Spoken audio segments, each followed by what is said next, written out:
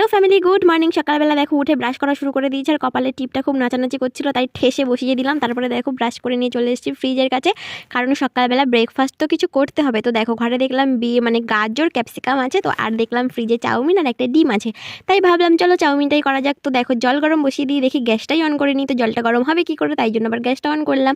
তো দুদিকে দুটো কড়া বসিয়ে দিয়েছি, চটাপট করে আমি চাউমিনটা করে নিচ্ছি, কারণ কি খিদেটা ভীষণ জোর পেয়েছে। তো দেখো এখানে সবজিগুলো একদিকে আমি ভাজা শুরু করে দিয়েছি, দিয়ে দিলাম এক ডিব্বা লবণ, কারণ লবণ না হলে তো কোনো কিছুই খাওয়া যাবে না।